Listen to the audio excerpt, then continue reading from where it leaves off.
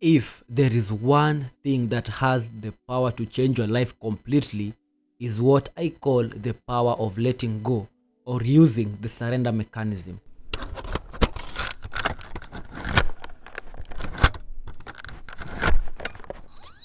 So most people do not know how to let go, how to detach, how to become free of the worries, of the desires, of the negativity, of actually everything which happens on this plane. And when you learn this simple but fun, but hard to practice task, everything changes. When you learn how to let go, when you learn how to detach, then you become free. When you become free, then nothing can actually manipulate you. Nothing can actually take away your peace. Remember that your main aim is not even happiness. Happiness is overrated. Your main goal is to seek peace. Your main goal is to experience peace that surpasses all understanding. And this peace is what many enlightened teachers came to teach us about. People like Christ, like Buddha, like Krishna, they all emphasized on the power of detachment. Buddha once said that all forms of suffering stem from attachment. So attachment is the root of all suffering.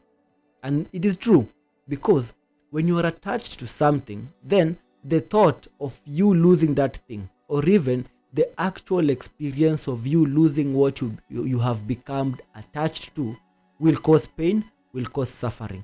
Because when you are attached to something, you derive your sense of identity from that thing. And that is why Solomon, with all his wisdom, came to the conclusion that everything is vanity. And the reason of saying everything is vanity is not because we should not have those things or we should not obtain those things.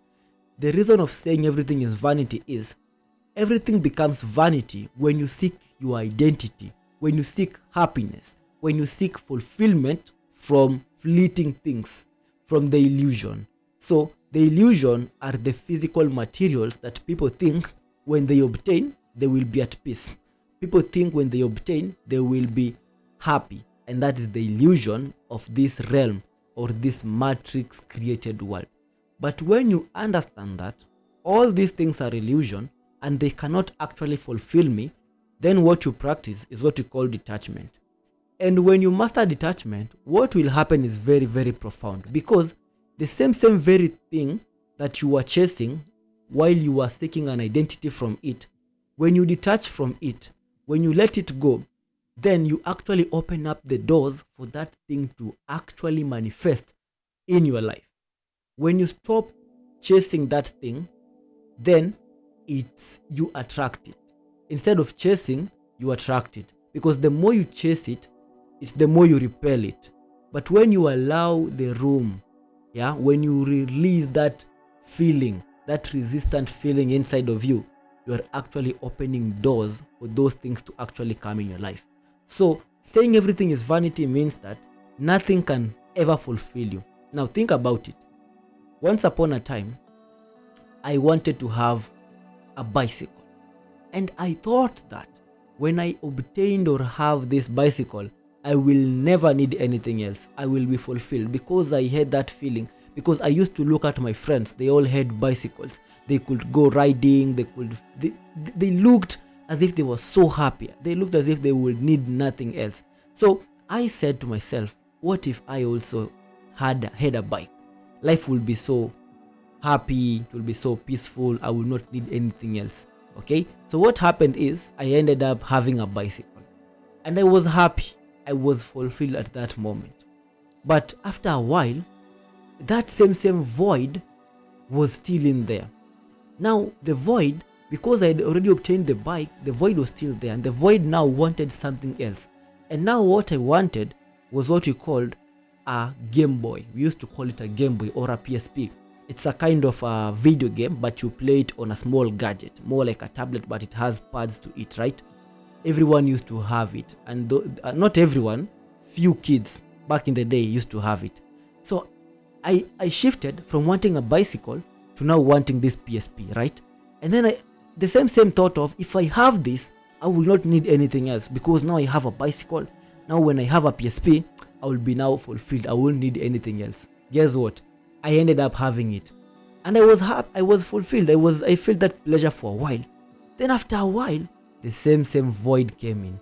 And at this moment, I wanted now to have a phone. And then I thought, when I have this phone, I will need nothing else. Then I had a phone. The void was still there. My point is, external materials can never fulfill you. Looking for validation from external things can never fulfill you. True fulfillment comes from within. And in order for you to learn how to become fulfilled from within, so that you can create the things which you want effortlessly, this is where the art of detachment or surrender actually comes in. Now, the process of letting go is primarily concerned with feelings. Now, what does this mean? This means that what you want is not the actual object that you are seeking. What I wanted was not the bicycle, was not the PSP, was not the phone. What I actually wanted was a feeling. What I wanted was a feeling. Everything which we seek or everything which we do it in order to actually feel the feelings which comes with it. So when you have a phone, you don't really want to have a phone because you want to have the phone. It's because you want to feel something that the phone actually brings. So the PSP, the bicycle, brings prestige. The beautiful lady brings validation. So it's a feeling. There is a feeling which you really want. It's not actually the thing. And when you learn that, you can actually access the feeling without the object. That's a game changer.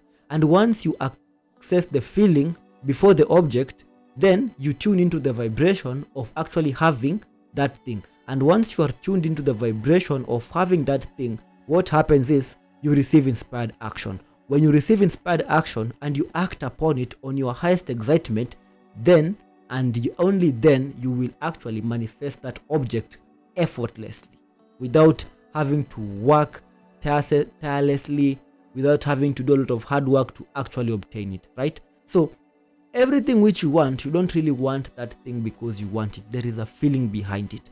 You don't want a big house because you want the big house. You just want to feel secure. You just want to feel seen. You just want to feel recognized. Okay? So understand that, right? The other thing is, all forms of negativity are obstacles to faith. Now, all forms of negativity are obstacles to faith. Now, faith is actually trusting in the unknown and in the unseen. There is a difference between faith and believing. Believing is to have doubt. Believing is to wait for something to manifest in the physical reality for you to believe it is reality. But faith is actually trusting in the unknown and in the unseen before it happens. In other words, faith is actually operating from the highest planes of existence. And all forms of negativity are obstacles to faith. So, if you are a negative person, you're actually not walking in faith. You could be going to church, you could be doing the 5 prayers a day, but if you are actually you are actually dwelling on the negative side of reality, if you are a pessimistic person, that is an obstacle to faith. And an obstacle to faith is an obstacle to letting go. Okay? So let go of judging, blaming, and controlling events or outcomes. This is something most of us are actually guilty of. We think that we have the power to actually control outcomes.